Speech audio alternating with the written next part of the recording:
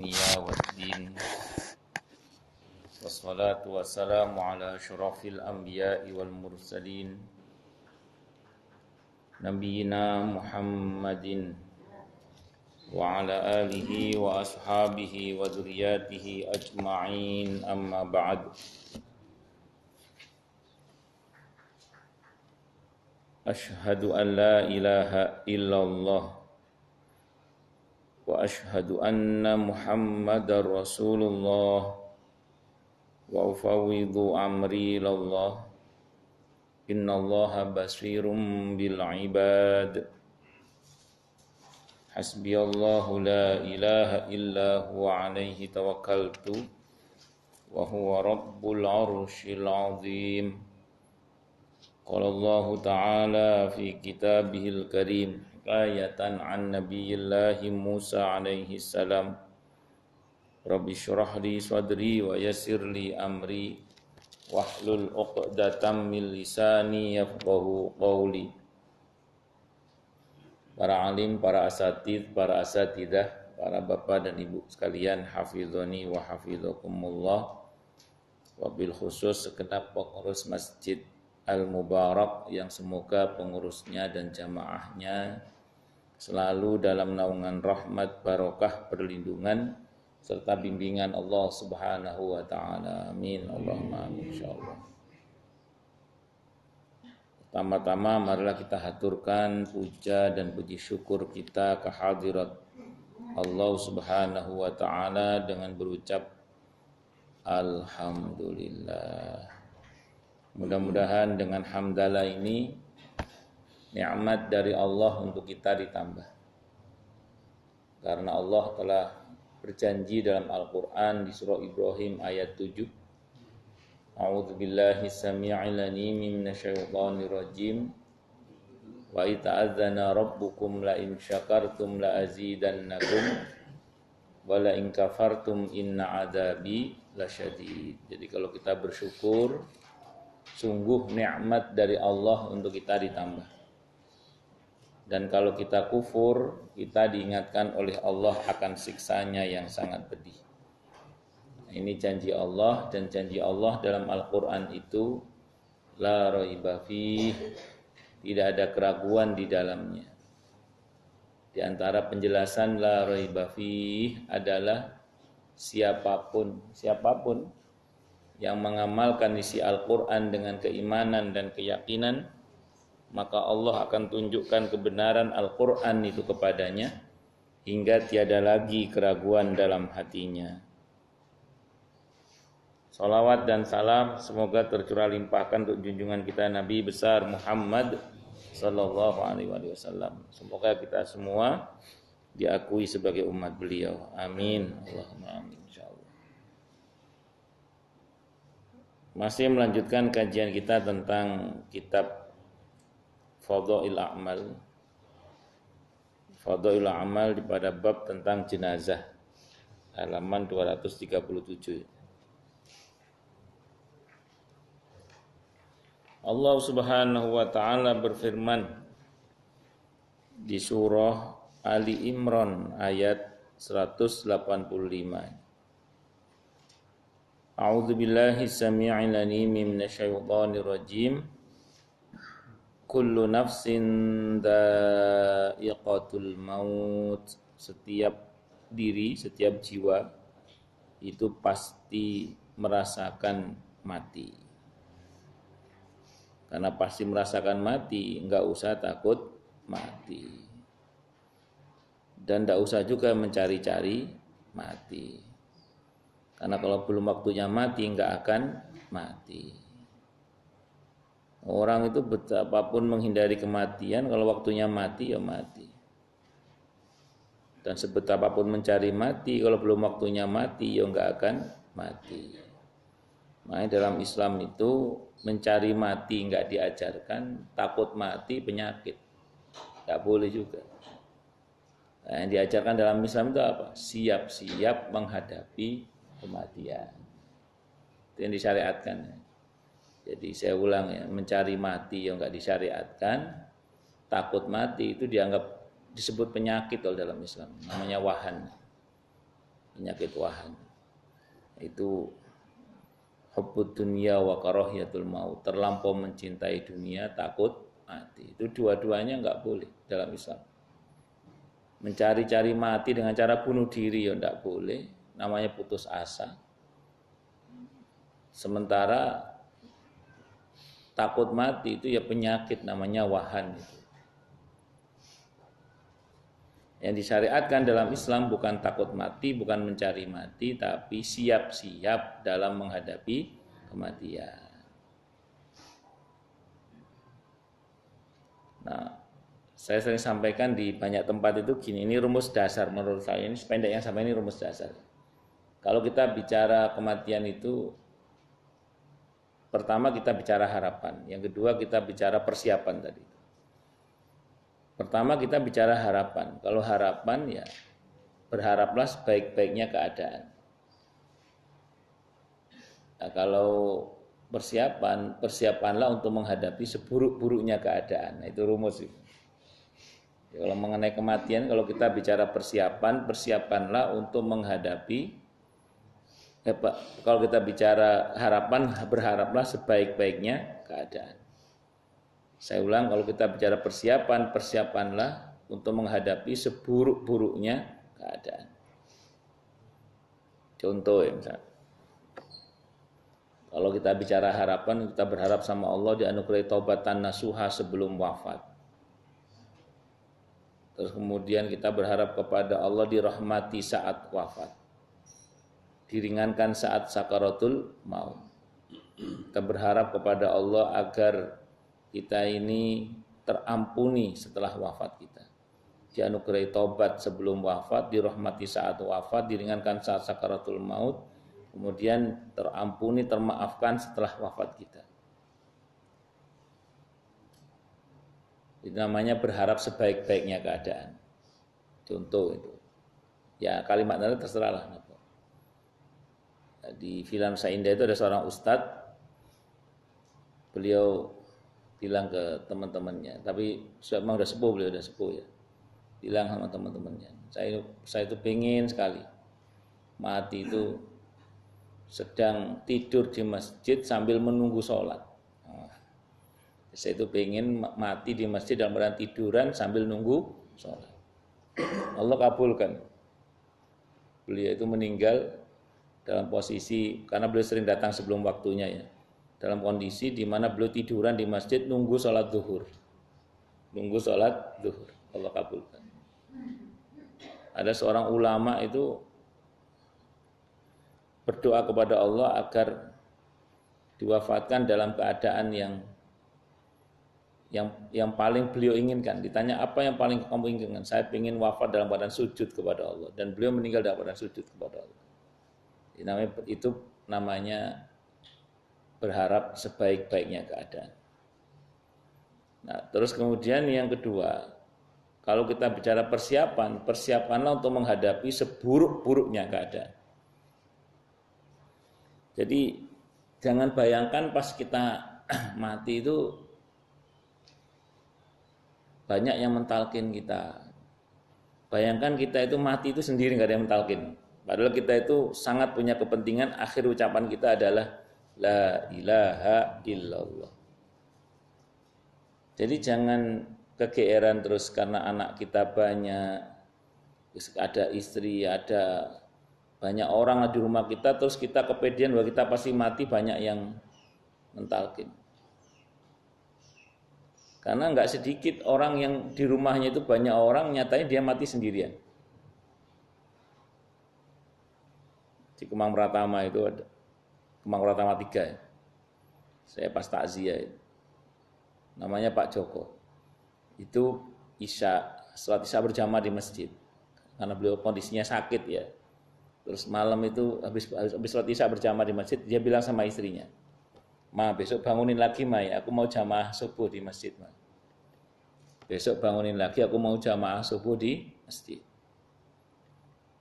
Itu subuh sudah meninggal dunia. Artinya belum sempat sholat subuh. Enggak, maksud saya gini, artinya istrinya enggak tahu kalau suaminya sudah meninggal dunia. Berarti beliau meninggal sendirian. Dalam arti nggak ada yang menemani istrinya, anaknya, ataupun pembantunya. Padahal di rumah itu ya ada istrinya, ada keluarganya lah. Nggak sendiri gitu maksud saya. Tapi ternyata meninggalnya sendirian. Artinya pas dibangun oleh istrinya ada meninggal dunia ternyata. Jadi seorang itu, ya tadi jangan kegeeran karena saya ada anak, ada istri, ada banyak orang di rumah, banyak yang mentalkin saya. Belum tentu. Ada juga jamaah orang galaksi. Nganter suaminya periksa ke awal bros. Pulang dalam perjalanan satu mobil ada beberapa orang termasuk istrinya sampingnya. Kan suaminya kan biasa habis periksa dokter mungkin karena capek atau tidur di mobil itu ngorok. Gitu. Ya, kalau istrinya nganggap ya ngorok biasa. Ternyata meninggal dunia. Padahal banyak orang. Ya Allah. Jadi itu di tengah-tengah banyak orang pun ternyata orang bisa mati sendiri. Mati sendirian maksud saya. Gak ada yang menemani, gak ada yang mentalkin maksud saya. Terus kemudian saya pernah juga takziah di daerah PHP, Permata Harapan Baru. Malam tidur sama suaminya, istrinya itu tidur sama suaminya. Jam 1 dini hari itu terbangun istrinya. Terbangun. Kalau kata suaminya sih ya ngelindur biasa lah. Terus tidur lagi, ternyata meninggal dunia istrinya itu. Samping suaminya, tidak tahu suaminya. Ya Allah, padahal sampingnya ada suaminya. Tidak tahu kalau istrinya sudah meninggal dunia. Makanya karenanya kemudian jangan bayangkan kita mati banyak yang mentalkin. Terus gimana ya? Bayangkan kita mati sendirian terus sementara kita punya kepentingan akhir ucapan kita adalah la ilaha illallah. Ya sudah, mulai sekarang berarti dilatih. Latih lisan kita, hati kita untuk terbiasa mengucap la ilaha illallah. Miliki refleks yang bagus lahir batin tentang la ilaha illallah. Kenapa saya katakan dengan hati, tidak hanya mulut tapi dengan hati? Saya bukan peneliti, cuman saya ya Allah kasih kesempatan kita ngambil pelajaran dari beberapa kejadian. Itu kan ada orang hari-hari itu lewat, sate. Saya dulu itu pernah membayangkan, ini orang hari-hari nyebut sate. Ini matinya gimana? Apa enggak teriak sate gitu. Ternyata beberapa tukang sate yang mati yang saya tahu, itu yang enggak teriak sate ternyata. Iya, padahal tiap hari mulutnya bilang teriak sate gitu. Ternyata pas mati enggak teriak sate dia. Iya. Sebagian mungkin begitu, Pak. Betul. Artinya apa yang cuma diucap di lisan saja itu enggak membekas ternyata di hati, itu tidak akan menjadi akhir ucapan ternyata. Tapi kalau orang pecandu khamr atau judi itu ada yang begitu mati sing metu nomor piro cak, itu pas zaman SSB Sudomo dulu itu ada yang begitu itu teriak sing metu nomor piro cak, itu berarti dia batin itu lahir batin setulus hati main judinya itu. Atau saya pernah dengar dengan kuping saya sendiri itu orang mentalkin mendoakan macam-macam, yang keluar itu yang saya dengar itu apa? Bir. Oh ada yang kayak gitu. Berarti sepenuh hati dia. Makanya hati-hati. Nah, makanya la ilaha illallah itu harus sepenuh hati. Lahir batin. Jadi kalau celetukan orang mau mati teriak soal judi itu saya pernah, paling enggak saya pernah tahu lah. Nauzubillah min syarri dzalik. Termasuk khamr itu saya dengar pakai kuping saya sendiri dan saya ngeliat langsung. Nauzubillah min syarri dzalik. Nah, termasuk juga ya tadi orang yang hari-hari jual sate tapi matinya yang enggak teriak sate. Makanya la ilaha illallah itu lahir batin. Jangan cuma apa di mulut, tapi juga di hati. Allah. Ini ada cerita di medsos, tapi nggak usah dipercaya, cuma cerita. Tapi tidak apa-apa kita ambil hikmahnya. Di masa Nabi itu Israiliyat masih diceritakan dan Nabi tidak melarang selama orang tahu ini Israiliyat. Kalau bahasa Nabi la tusaddiquhum wa la tukadzibun. Jangan dipercaya tapi jangan didustakan juga kata Nabi. Ambil pelajarannya aja. Kayak kisah-kisah jahiliyah itu di masa Nabi itu masih diceritakan, tapi Nabi nggak ngelarang selama masih ada hikmah yang diambil. Tapi ya gitu, nggak usah dipercaya, tapi jangan didustakan juga, ambil pelajarannya aja. Di medsos itu saya pernah baca cerita, ada seorang kiai punya burung beo. Di cerita itu ya, saya nggak tahu ini kisah nyata apa nggak. Makanya saya dari awal saya ngomong ini cerita di medsos. Kalau saya ngomong cerita beneran kan berarti kan saya bohong. Ini cerita di medsos. Jadi ada seorang kiai punya burung beo. Jadi hari-hari burung itu ngucap la ilaha illallah, la ilaha illallah, la ilaha illallah. Hari-hari ngucapnya. Nah, satu saat burung ini berterbang lepas. Sama anak-anak santri itu dikejar. Ditangkep. Ternyata lepas lagi, tabrak sama mobil atau motor, nggak tahu cerita itu pokoknya. Intinya akhirnya burung itu sakaratul maut. Dibawa datang ke Pak Kiainya, Pak Kiai burungnya kecelakaan Pak Kiai. Mau kita tangkap udah hampir kena ketabrak motor atau mobil, saya nggak tahu, lupa itu cerita itu. Terus begitu dipegang sama Pak Kiainya itu, Pak Kiainya nangis karena burungnya itu pas mati kan, pas mau mati itu dia teriak-teriak itu, kek, kek, kek. Kiainya itu nangis. Kata santrinya, Pak Kiai nggak usah nangis, nanti kita ganti. Kalau bahasa kita di pramuka banyak lah Pak Kiai. Burung beo bahannya 750.000. Nanti kalau setengah jadi 1,5 juta. Nanti kita belikan lah Pak Kiai, jangan khawatir. Kira-kira gitu. Kata Pak Kiai, enggak, saya nangis bukan karena burung saya mau mati gitu Pak Kiai. Terus apa yang buat Pak Kiai nangis? Burung ini hari-hari ngucap la ilaha illallah. Burung ini hari-hari ngucap la ilaha illallah. Lah ini mau mati kok teriaknya kek kek. Yang Pak Kiai tangiskan, saya ini hari-hari juga ngucap la ilaha illallah. Saya ini hari-hari ngucap la ilaha illallah. Saya takut nanti kalau pas mati kayak burung ini nggak bisa ngucap la ilaha illallah. Makanya harus tumbuh dari hati ucapan la ilaha illallah. Jadi kalau kita baca la ilaha illallah itu sepenuh hati. Tidak ada sesembahan yang hak kecuali Allah.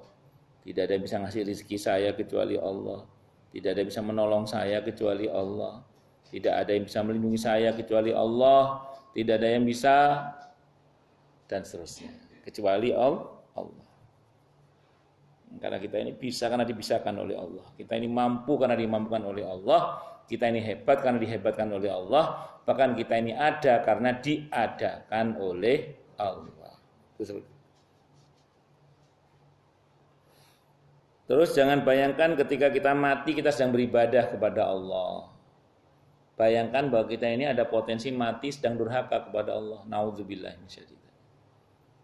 Terus gimana? Ya, ayo dari sekarang mumpung masih hidup diantisipasi, jangan sampai kita ini mati dalam keadaan durhaka kepada Allah.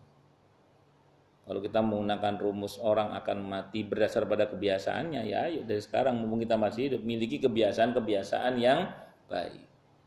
Sehingga diharapkan kita ini diwafatkan oleh Allah dalam keadaan yang baik yang diridhai oleh Allah itu.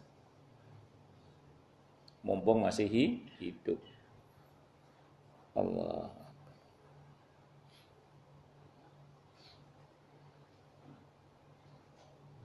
Ya pokoknya mumpung masih hidup, ayo kita memiliki kebiasaan-kebiasaan yang baik.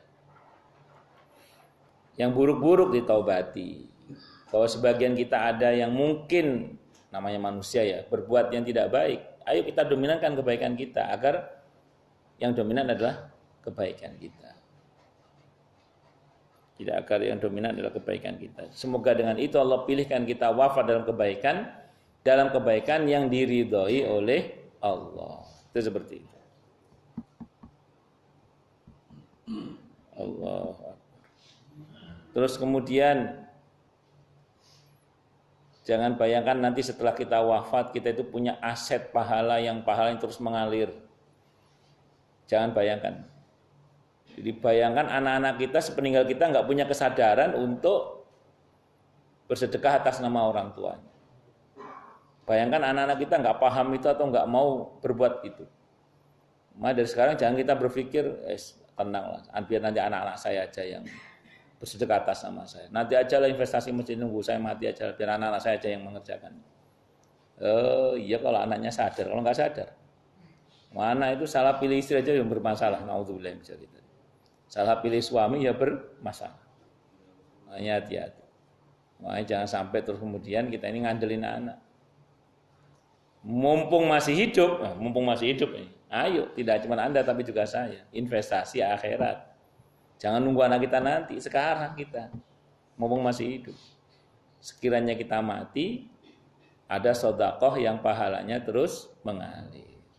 Ada ilmu yang bermanfaat yang pahalanya juga terus mengalir untuk kita.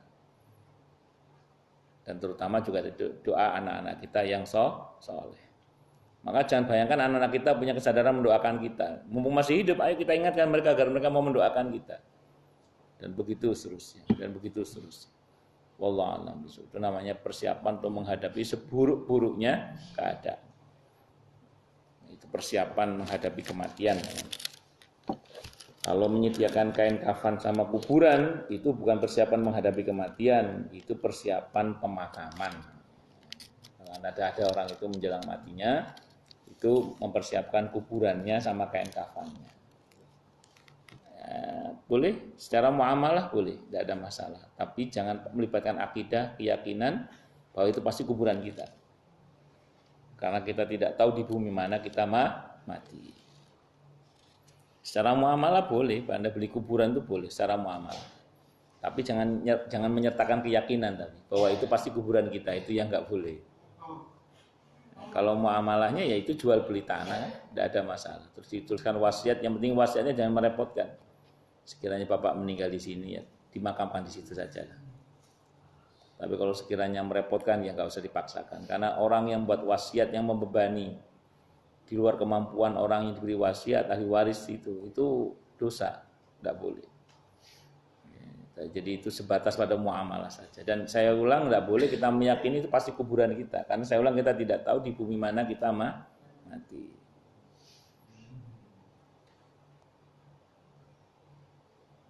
Karena ada orang bilang ke saya itu salut sama artis ini, sudah mempersiapkan kain kafannya sama kuburannya. Saya jawab, itu dia sudah mempersiapkan kematiannya. Itu bukan persiapan kematian, itu persiapan pemakaman. Kalau persiapan menghadapi kematian ya tadi mempersiapkan bagaimana akhir ucapan kita adalah la ilaha illallah.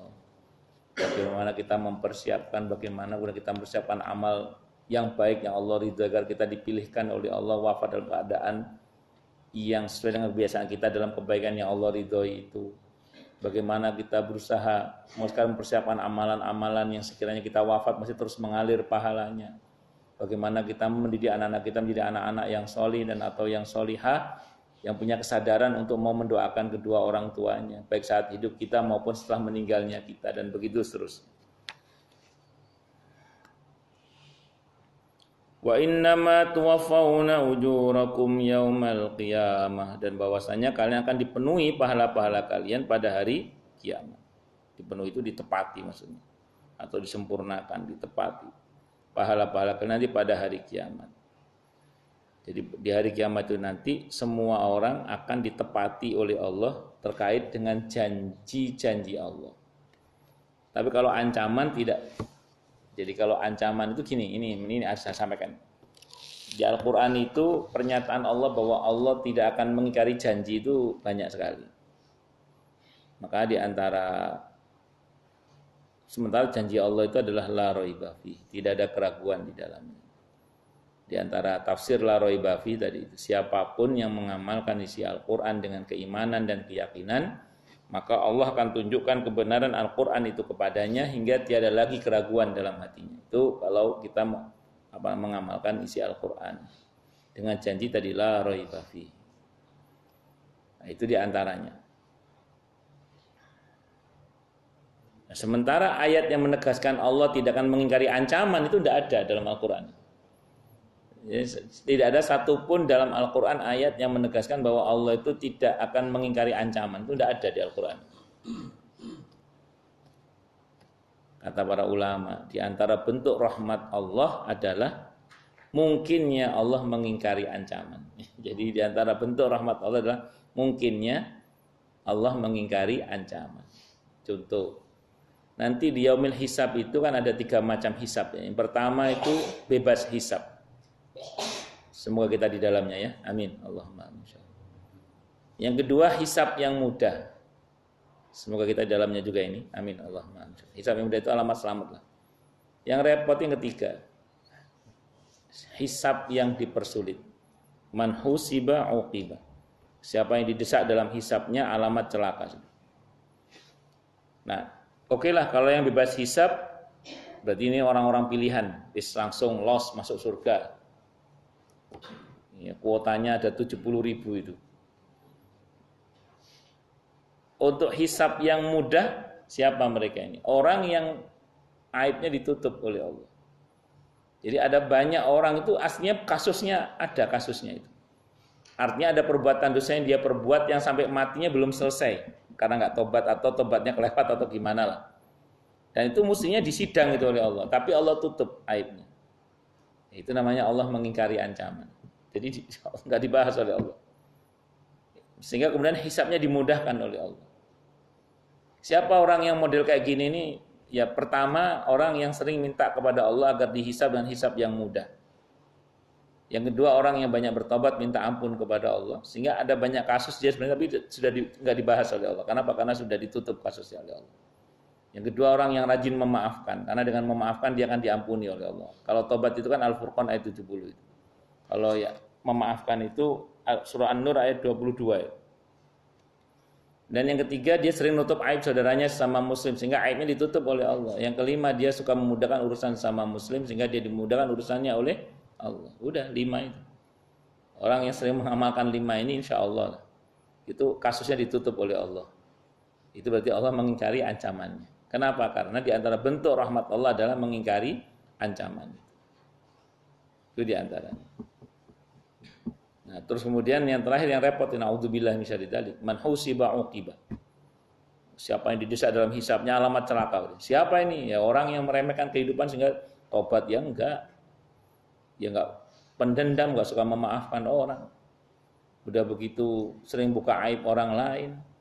Udah begitu sering mempersulit urusan sesama muslim misalnya. Pokoknya welek sekali. Naudzubillah min syarri. Begini-begini ini ya jangan salahkan siapa-siapa kecuali diri sendiri ketika Allah membahas semuanya. Naudzubillah min syarri dzalik. Allahu akbar.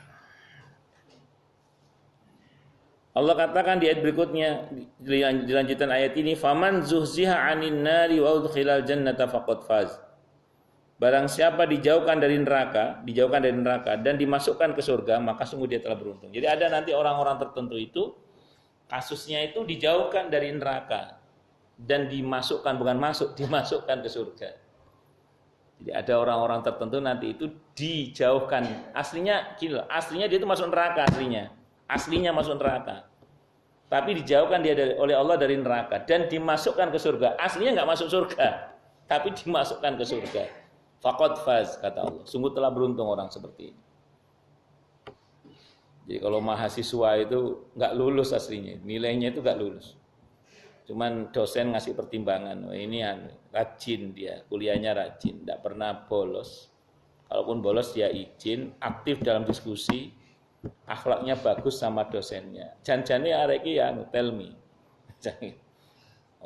Dosen ngajar sering mailbox misalnya. Tapi karena dosen punya pertimbangan tadi itu, ya wis tak lulus lah.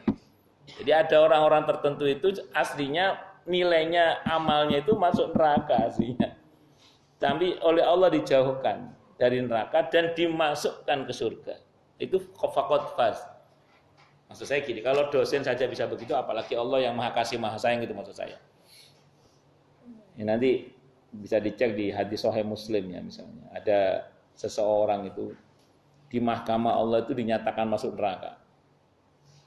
Artinya di Sahih Muslim. Diseret itu orang ke neraka itu. Begitu mau dilemparkan ke neraka, neraka itu nggak mau terima dia. Kata neraka, oh saya nggak mau terima orang ini.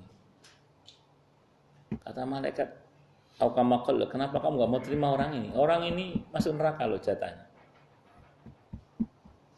Kata neraka sederhana saja. Orang ini pernah berdoa kepada Allah agar dia bebas dari siksa saya. Dan doanya dikabulkan oleh Allah.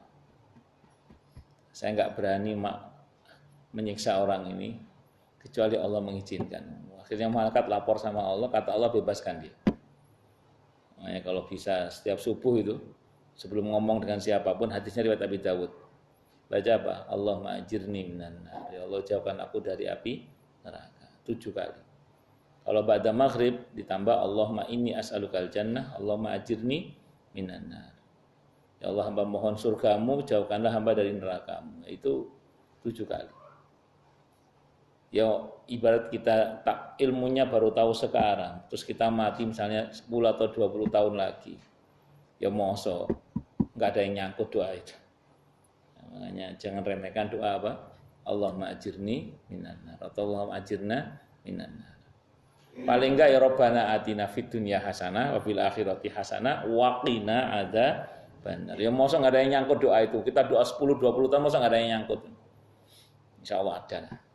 Nah itu kalau sampai nyangkut satu saja, ya sudah, insyaallah tadi faman zuhziha 'anil nari wa udkhilal jannata faqad faz.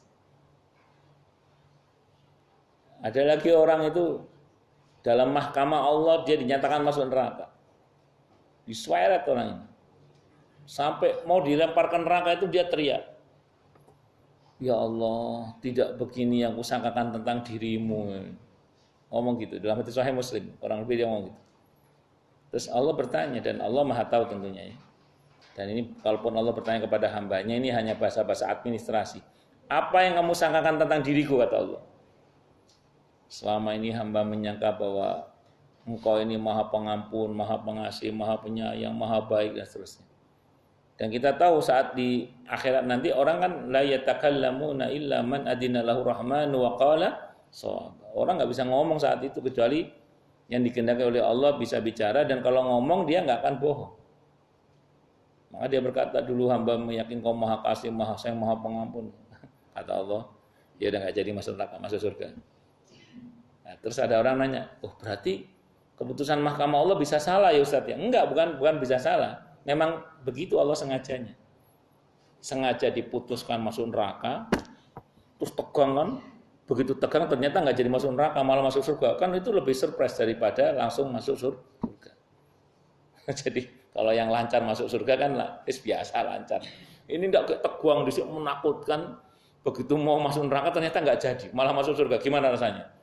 Pasti lebih membahagiakan. Tapi tidak apa-apa lah, nanti insya Allah kita langsung aja lah. Tapi andaikan pun mengalami ini paling enggak beruntung kata Allah. Faqad faz kata Allah. Sungguh dia telah beruntung. Tapi intinya satu lah. Semoga Allah bebaskan kita dari siksa neraka ya. Amin. Allahumma amin insyaallah. Itu yang terpenting itu. Wa mal hayatud dunya illa mata'ul ghurur. Dan tiadalah kehidupan dunia ini kecuali kesenangan yang menipu. Dunia ini kesenangan yang menipu. Contoh yang paling sederhana. Ini contoh bahwa dunia menipu. Contoh yang paling sederhana ini. Gula itu manis. Kalau kebanyakan mengkonsumsi gula, kencing manis atau diabetes. Kacang itu enak, kacang itu. Sambil nonton bola, MU lawan Liverpool, mana? Yang suka bola siapa?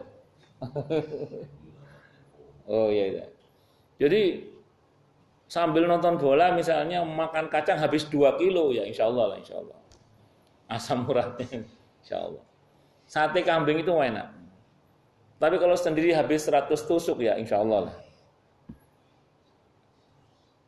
Nah, dulu saya masih ingat Allahyarham ayah saya itu ketika sakit sama dokter penyakit dalamnya, beliau nanya, dok boleh makan ini enggak? Boleh. Boleh makan ini? Boleh. Semuanya boleh. Tapi ada kata-kata terakhirnya. Tapi jangan banyak-banyak kata dokternya. Tapi apa jangan banyak-banyak. Ya, jadi makanan halal thayyib makan aja enggak apa-apa. Yang penting apa jangan banyak-banyak. Kalau bahasa Qur'annya apa? Kulu washrabu wala tusrifu. Nah, Dunia ini menipu tadi. Yang masalah kan kebanyakannya itu loh, kebanyakannya. Allah. Itu contoh dunia menipu yang sederhana sekali tadi. Contoh yang lebih tinggi dikit ya. Dunia ini menipu. Di Semarang itu ada seorang kiai namanya Kiai Budi itu cerita. Di Amerika itu pernah mewabah penyakit psikis akut. Namanya penyakit kesepian. Sehingga banyak orang-orang tua di Amerika saat itu, tidak tahu tahun berapa itu. Tapi saya sempat mengikuti beritanya di Jak TV saat itu.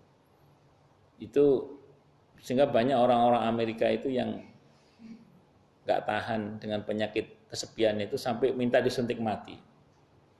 Minta apa? Disuntik mati. Ternyata sebabnya adalah, ini yang saya bilang tadi, saya sempat mengikuti di Jak TV itu beritanya. Semua itu terjadi disebabkan karena gaya hidup mereka yang hedonis. Jadi hedonis itu materi, orientasinya itu materi. Orientasi hidupnya itu apa? Materi, materialistis namanya. Jadi mereka itu selalu berpikir, kalau bahasa kita itu duit. Ukurnya apa? Duit. Sehingga segala sesuatu diukur dengan materi, segala sesuatu diukur dengan materi. Nah, celakanya, tingginya materi tidak disertai dengan tingginya spiritualitas. Nah, itu masalahnya. Nah, tingginya materi tidak disertai dengan tingginya apa? Spiritualitas. Sehingga ketika dia mulai masuk usia tua, begitu masuk usia tua, pertama ditandai dengan mereka takut tua dulu, mohon maaf. Takut tua dulu. Makanya anti aging itu diproduksi besar-besaran, anti aging.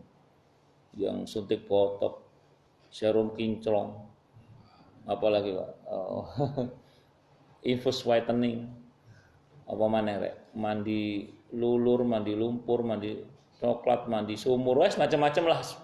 Pokoknya anti aging yang tanam benang, tarik opo, sulam arsus, sembuh opo mana, gak paham. Pokoknya itu ditandai dengan itu dulu. Yang sing apa nih digedekno lah, opo semacam-macam. Ya, singkat cerita supaya nggak kelihatan apa tadi tua. Karena saking takutnya orang. Tapi namanya tua kan nggak bisa dilawan. Tua aja, kayak kena apusi. Mbok masih beda plastik tahu apa. Kalau tua ya tua saja. Saya pernah baca di koran Surya itu. Siapa namanya artis siapa? Dulu udah lama Dolly Parton tas apa jenenge? Tahu, lali jenenge lagi. Karena saya di Surabaya saat itu ya. Saya kalau dolinya hafal dolinya. Tapi belakangnya Parton tas apa enggak paham. Pas dia itu kalau nggak salah di koran Surya saya baca 2 minggu sekali apa itu ini ditarik tahu apa no. Terus non sewu nggih niku duduk bodek gede nang ngarepe. Terakhir itu kena masalah di tulang belakangnya itu. Mbok apa enggak paham nama istilah kedokterannya, mungkin karena terlalu gede nahan yang di depan itu. Jadi singkat cerita, itu sebagian karena tadi itu orang takut tua itu. Bermula dari situ. Nah, terus karena tua nggak bisa dilawan, tua kan tetap aja tua, walaupun pakai baju SMP ya tetap aja tua kan. Nah, di sini mulai muncul problem Pak, pakai AC masuk angin. Duduk di sofa empuk ambeien, hubungan seksual sudah loyo, makan udah mulai pilih. Tadi materi yang diharapkan bisa membahagiakannya ternyata tidak bisa membahagiakannya lagi, Pak. Referensi spiritual tidak ada, karena tadi tingginya materi tidak sesuai dengan tingginya spiritualitas. Akhirnya apa? Kesepian akut, Pak. Sebagian tidak tahan sampai minta disuntik mati. Nauzubillah min syarri dzalik. Maksud saya gini, hal yang serupa itu bisa terjadi pada kita juga, Pak, kalau kita melakukan hal yang sama. Nah, kalau saya ngomong gini, bukan berarti kita anti dunia, Pak. Enggak, jangan. Quran itu negur, kalau ada orang terlalu asyik dengan akhiratnya, sampai lupa dunianya, kata Allah, Pak, wala tansa nasibaka minad dunya. Jangan lupakan bagian kamu di dunia ini. Jadi dunia ini tidak untuk kita anti terhadapnya, Pak. Konsep zuhud dalam Islam itu bukan anti dunia, menguasai dunia, bukan dikuasai oleh dunia. Saya sering sampaikan, jangan pernah Anda meremehkan dunia ini, karena tidak ada perjalanan menuju ke akhirat yang tidak melalui dunia. Terus saya ditegur orang, bukankah Rasulullah mengajarkan kita untuk meremehkan dunia? Mana ajarannya, saya bilang. Yang ada adalah Nabi itu menceritakan betapa hinanya dunia ini dibandingkan dengan kehidupan akhirat. Tidak ada ajaran Nabi kita suruh meremehkan dunia. Yang ada itu adalah justru kita harus mengelola dunia itu untuk tanam tempat kita bercocok tanam guna akhirat. Itu seperti itu.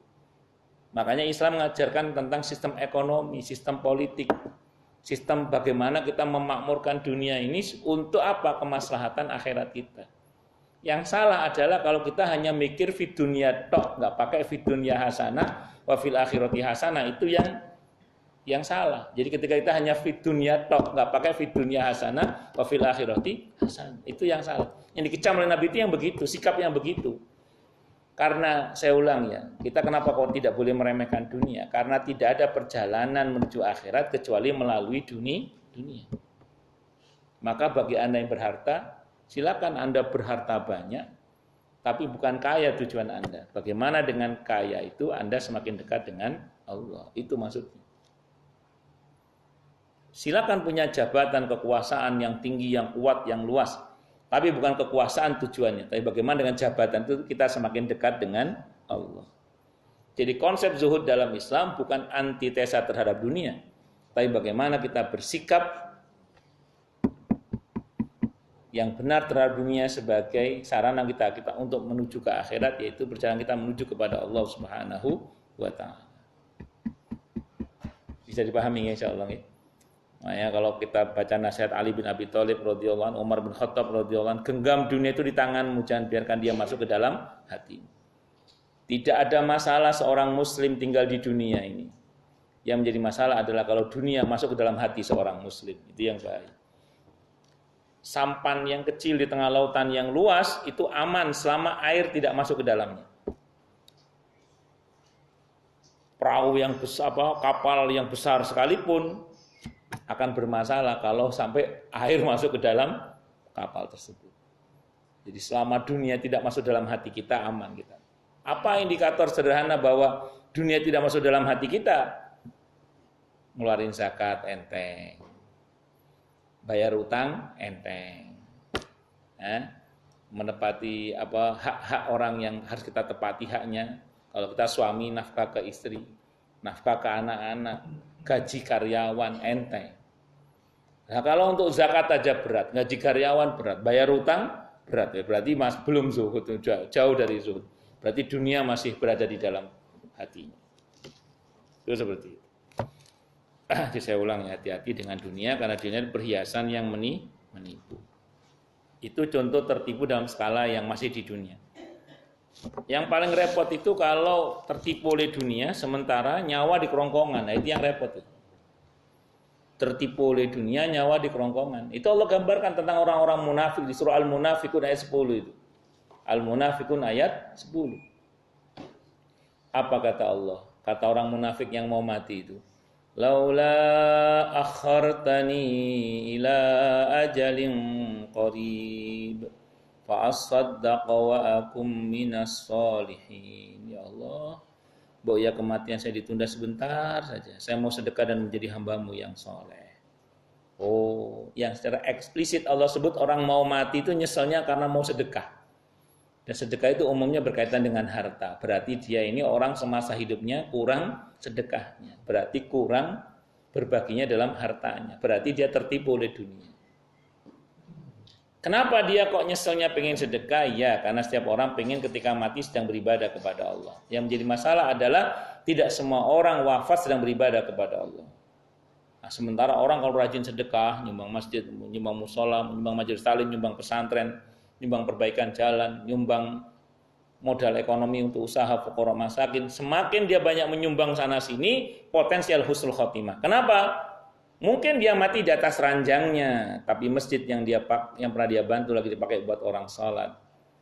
Walaupun dia mati di atas ranjangnya, saat dia mati di atas ranjangnya, dia sedang berstatus, sedang mendapatkan pahala sama dengan orang yang pernah dia bantu masjid atau musolanya, sehingga dia dapat pahala orang seperti orang sedang sholat di masjid atau musola tersebut. Mungkin dia mati di atas ranjangnya, tapi sarung sama mukena yang pernah dia sedekahkan ke orang lain lagi dipakai buat orang sholat, sehingga dia dapat pahala yang sama dengan orang yang sholat dengan sarung dan mukena itu. Mungkin dia sedang wafat di atas ranjangnya, Sementara fuqara masakin yang pernah dia bantu sudah berdaya ekonominya dan sedang membantu orang lain. Saat itu dia berstatus sebagai orang yang sedang mendapatkan pahala yang sama dengan orang yang dia bantu. Mana dalilnya? An-Nisa ayat 85. May yashfa' syafa'atan hasanatan yakul lahu nasibum minha. Siapa yang memberikan pertolongan yang baik, maka dia akan dapat pahala yang sama dengan yang ditolong. Kalau dalam hadis Sahih Muslim sampai hari kiamat. Sampai hari kiamat. Tidak dikurangi sedikit pun pahala sampai hari kiamat. Makanya saya ulangi sekali lagi. Nah, mumpung masih hidup, jangan tertipu oleh apa? Dunia. Silakan beli apa yang kita suka, yang kita inginkan selama itu halal, tidak ada masalah. Silakan. Tapi kalau untuk beli HP yang bagus ada, harusnya untuk masjid juga ada. Kalau untuk beli tas yang mahal ada, harusnya untuk fuqara masakin juga ada. Kalau untuk beli burung temenan Pak, itu kan bapak-bapak ada yang hobi pelihara burung, yang harganya ada yang sampai ratusan ribu, ada yang jutaan bahkan mungkin. Di Galaxy itu ada jamaah saya beli burung, satunya itu harganya 9 juta, jalak Bali itu. Saat itu beberapa tahun yang lalu itu 9 juta satu ekor. Beli 2, dimakan kucing. Nah, untuk bisa dijadi. Betul itu di Galaxy. Ya Allah, ya Allah. Di rumahnya itu ada ikan arwana yang larang, mahal-mahal itu.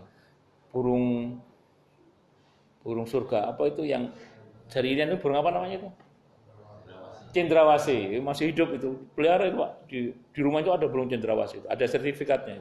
Resmi dia, peliharanya legal, bukan ilegal, legal dia.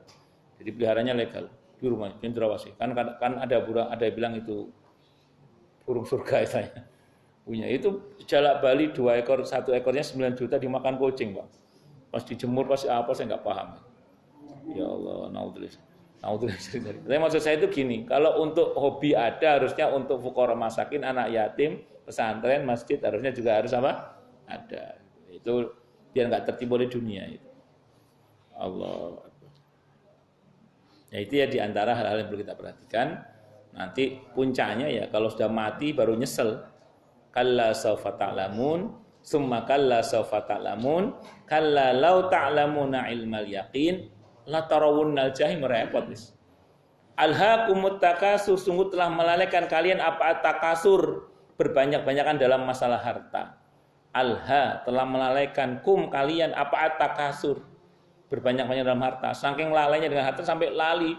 Sadarnya pas mati. Begitu mati kata Allah, kalla saya lamun summa kalla saya lamun, kalla law ta'lamuna ilmal yaqin la tarawunnal jahim. Begitu sadar ternyata sudah neraka di hadapannya. Nauzubillahi minasyaitonir. Karena nanti orang mati itu baru sadar, Pak. Oh, ternyata uang saya yang bermanfaat bukan yang saya tabung. Uang saya bermanfaat adalah ternyata yang saya gunakan di jalan Allah. Oh, ternyata koleksi baju saya yang banyak itu yang bermanfaat di akhirat ya. Itu yang saya pakai untuk menutup aurat saya, guna saya hadir di majelis ilmu, guna saya sholat, guna saya bersilaturahim. Oh ternyata, banyak, Ya, mumpung masih hidup Pak, ayo sadar dari sekarang Pak. Jangan sampai nanti kita sadar-sadar sudah mati. Nauzubillahi min syarri dzalik. Ya, semoga Allah memberi kita taubatan nasuha qoblal maut ya. Amin Allahumma amin insyaallah. Baik, silakan yang mau tanya, protes, marah boleh silakan. Masalah itu masalah yang lain boleh Pak, silakan. Kalau ada, kalau nggak ada jelas semua atau nggak jelas semua. Enggak. Ya. Enggak diajarkan. Kenapa? Berani mati. Sudah. Ya. Pertama, ya terus. Saya banyak dengar orang itu kalau mau mati itu ada tanda-tandanya Pak Ustaz. Benar nggak? Katanya 30 hari atau 4 hari sebelumnya begini. Nah itu benar nggak Ustaz? Sudah. Lagi. Masalah jenazah ini pengalaman saya sendiri. Waktu SMA itu ngambil ekstrakurikuler mandiin jenazah ya Pak Ustaz ya. Nah, saya nggak sebut orangnya, tapi ini kejadian real. Nah, waktu waktu itu mau dikuburkan itu hujan lebat, kuat sekali. Akhirnya kuburannya kan tergenang Pak Ustadz ya. Karena tergenang susah ya, saya masukkan saja, saya tenggelamkan saja, saya tidur. Tidak dibuka kain kafannya itu apa? Tali Pak Ustadz ya. Nah, 2 hari kemudian banyak cerita tuh. Ada di tempat saya itu ada tempat yang biasa tempat kumpul tuh didatengin tuh orang ke Ustaz, dia minta tolong dibuka. Terus anaknya juga sampai gitu, anaknya didatengin. Akhirnya saya sama penjaga kuburannya itu bongkar itu malam kedua saya bongkar. Saya buka sudah itu hilang. Katanya datanglah bapak yang begini. Itu sebenarnya benar atau enggak, atau apa hukumnya kita buka kain kafan itu Ustaz? Karena saya nggak talinya. Karena saya lihat kalau di kuburan itu orang selalu teriak, cepat, jangan lupa buka talinya. Apa benar? Nah. Yang pertama mengenai takut berani mati. Berani mati itu harus, tapi jangan mencari mati. Nah, kita harus berani mati lah, tidak boleh nggak berani mati. Jadi kita harus berani menghadapi kematian. Tapi yang disyariatkan bukan mencari mati. Kalau mencari mati, kan cari mati. Makanya kan kriteria jihad fisabilillah itu apa kata Nabi? Man qatala litakuna kalimatullahi yal ulya fahuwa fisabilillah. Orang yang berperang, berjuang di jalan Allah agar kalimat Allah tegak, itu baru namanya fisabilillah. Makanya sebagian ulama mengatakan orang berperang sekalipun boleh punya cita-cita mati syahid, tapi tetap tujuan perangnya itu litakuna kalimatullah yal ulya. Jadi tetap harus karena Allah. Nah, jadi saya ulang, berani mati boleh Pak, tidak ada masalah berani mati. Tapi bukan mencari mati Pak. Berani mati itu nggak terus petantang, ayo duel sama saya. Bukan itu, bukan. Berani mati itu ya dalam hatinya tidak ada ciut tentang kematian, juga tidak ada lantas kemudian secara gegabah. Tidak ada ciut tentang kematian, tapi juga tidak lantas dia mencari-cari mati juga. Jadi yang kalau berani mati, semua orang harus berani mati Pak. Tapi ingat, berjuang yang disebut dengan fisabilillah oleh Nabi itu adalah yang tujuannya bukan mati Pak sebenarnya. Tujuannya adalah agar kalimat Allah tegak, litakuna kalimatullah yang ulia. Walaupun dulu para sahabat sangat bersemangat mati syahid ya. Sangat bersemangat mati syahid. Jadi kalau kita bicara person para sahabat Nabi Muhammad SAW radhiyallahu anhum, itu orang-orang yang sangat semangat untuk mati syahid. Akan tetapi tetap aturan perang itu dibuat sedemikian baiknya agar jangan sampai gugur satupun sahabat Nabi.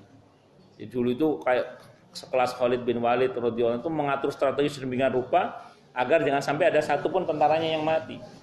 Kenapa? Karena seorang pemimpin mikirnya bagaimana rakyatnya selamat gitu Pak. Tapi semangat personnya itu memang mati syahid. Itu kenapa walaupun lawannya ratusan ribu sementara kaum muslimin hanya 4.000 di perang Yarmuk, itu ya menang Pak. Kenapa? Sebabnya ya di antara sebabnya adalah secara sunatullah, karena pasti cuma karena Allah ya, yang dasar karena Allah. Dan secara sunatullah kalau kita bicara proses, karena mereka memang nggak takut mati, nggak takut mati. Tapi juga tidak mencari mati juga. Tapi semua adalah dilandasi keyakinan bahwa memang mati itu sebuah kepastian. Dan mereka semua orang-orang yang berani mati. Itu satu Pak. Jadi beda antara berani mati sama mencari mati, itu beda. Ya, kita nggak boleh takut mati, itu nggak boleh. Nah, tapi jangan terus juga diartikan dengan pasukan berani mati yang bela perseorangan karena fanatik buta itu Pak, itu repot juga. Tidak boleh juga. Karena ta'assub fanatik buta jangan. Karena orang yang berperang karena fanatik buta itu bukan termasuk fisabilillah. Itu seperti itu. Itu yang pertama. Kemudian yang kedua tentang tanda-tanda. Saya pernah dengar memang katanya kalau 40 hari atau 100 hari sebelum kematian ada tanda-tanda. Nah, saya lacak referensinya itu tidak ada. Tidak ada kecuali katanya. Jadi ada orang ini ngomong katanya. Nah, karena katanya, ya saya juga punya katanya. Kalau punya kata cuma katanya. Kalau yang ada di hadis Pak, ini hadisnya Sahih riwayat Ahmad, Abu Dawud, Ibnu Majah. Jadi sebelum malaikat maut turun Pak, itu ada malaikat pendahulu yang turun. Saya ulang, ada malaikat pendahulu yang turun. Yang kalau orang itu baik, namanya malaikat rahmat. Kalau orang itu jahat, namanya malaikat azab. Dan malaikat pendahulu ini turun Kalau kata Nabi dalam hadis itu sejauh mata memandang, Pak. Dan yang tahu dari kalangan manusia ya cuman yang mau mati itu aja. Nah, nanti Bapak Ibu kalau pulang ke rumah ya, kok di rumah banyak orang kok istri nggak ngelihat ya, hati-hati aja. Itu hadisnya sahih. Iya, hadisnya sahih riwayat Ahmad, Abu Dawud, Ibnu Majah. Itu malaikat itu turun sebelum Israel turun. Nah, cuman berapa lama antara malaikat maut turun dengan malaikat pendahulu ini? Berapa lama jaraknya? Di hadis Nabi nggak nyebut, di hadis nggak nyebut. Apakah 40 hari, 100 hari? Nah, makanya saya bilang tadi yang nyebut 40, 100 itu kan katanya. Ternyata Nabi nggak nyebut, Pak. Ada hikmahnya Nabi nggak nyebut. Supaya kita siap-siap selalu. Jadi jangan GR juga. Saya belum melihat, tadi masih lama ini. Ya nggak gitu juga. Ya, makanya harus hati-hati. Jadi karena ini maaf, ini kan saya bilang tadi, kalau bicara katanya saya juga punya katanya. Saya pernah takziah, Pak, di Pekayon. Takziah di Pekayon. Anaknya itu cerita sama saya. Begitu saya jelaskan tentang hadis itu, anaknya cerita sama saya. Saya baru ingat sekarang, Ustaz. Ibu saya ini 2 tahun yang lalu, Ustaz. Itu beli kain kafan. Mama bilang, Ustaz, Kak, ini kain kafan insya Allah buat Mama. Kain kafan insya Allah buat Mama. Nanti Kak, jenazah Mama taruh di situ Kak, nanti Kak. Dimandikan di sana, disolatkan di sana, dimakamkan di sana Kak. Saya sampai dengan pemakaman Mama nggak sadar, Ustaz. Begitu saya ceramain, saya baru ngeh tentang malaikat pendahulu itu. Oh, rupanya Mama bisa jadi datangnya malaikat 2 tahun yang lalu, Ustaz. Ya, wallahu a'lam, bisa jadi, saya bilang. Bisa jadi, wallahu a'lam. Bisa jadi. Bisa dipahami maksudnya ya. Cuman kan ada yang 2 tahun itu maksud saya. Tapi ini kan perkara gaib, saya nggak tahu, wallahu a'lam. Tapi pastinya Nabi menyebut itu gitu. Ada yang sebulan sebelumnya, Pak. Sebulan sebelumnya ada orang Senturi. Senturi depannya Goro itu, yang dulu Goro apa namanya. Itu telepon saya. Ustaz, main-main ke rumah dong. Ada apa, Pak? Kita bicara tentang kematian, Ustaz. Buat persiapan saya mati, Ustaz. Itu. Ya, akhirnya kita ngobrol banyak tentang kematian. Itu saya lihat, akhirnya kan saya dapat kabar beliau meninggal kan. Itu saya lihat di telepon saya itu. Beliau telepon saya sampai dengan meninggal sebulan kira-kira, Pak. Sebulan gitu. Ada yang sebulan, ada juga. Yang 2 minggu juga ada, Pak, yang 2 minggu. Orang Sosro. Itu lebaran, saya ketemu sama beliau, kita ngobrol. Di antara yang beliau sampaikan apa? Jadi ada perasaan takut mati ini, Ustaz. Kenapa, Pak? Saya bilang. Enggak, ini kan anak-anak kan masih kecil-kecil gitu. Pokoknya ini dia ngerasa dia sudah dekat dengan kematian lah gitu, ceritanya gitu. Padahal beliau nggak sakit tadi itu. Itu 2 minggu sebelum kematian. Jadi kalau yang saya bilang tadi, yang 40, 100 itu setelah saya lacak referensinya itu ternyata bukan dalil ya, tapi katanya. Itu pun yang ngomong juga siapa juga nggak jelas itu yang ngomong. Nah, sama-sama nggak jelasnya, saya juga punya katanya gitu. Tapi yang jelas itu dalil tadi, Pak. Hadis riwayat Ahmad, Abu Dawud, Ibnu Majah. Hadisnya kalau kata Syekh Albani ini hadisnya sahih dari semua jalur periwayatannya kalau kata beliau. Nah, itu memang sebelum malaikat mau turun sudah ada malaikat pendahulu yang turun. Kalau kata Imam Al-Qurtubi, keberadaan malaikat itu dirahasiakan oleh Allah. Sehingga orang yang mau mati itu ketika mau cerita, dia mau ngomong sih ke istrinya, saya mau mati, Beb, gitu. Saya mau mati, Cin, gitu. Dia mau ngomong gitu ke istrinya, tapi dibuat lupa. Jadi kadang baru ngomong sepotong, ngomong yang lain. Kadang dibuat lupa. Atau ngomong jelas, tapi yang diajak ngomong nggak mudeng. Itu siapa suaminya artis siapa itu yang baru mati itu siapa? Ya BCL ya. Bapak-bapak ngitung masa idahnya juga enggak? Ya.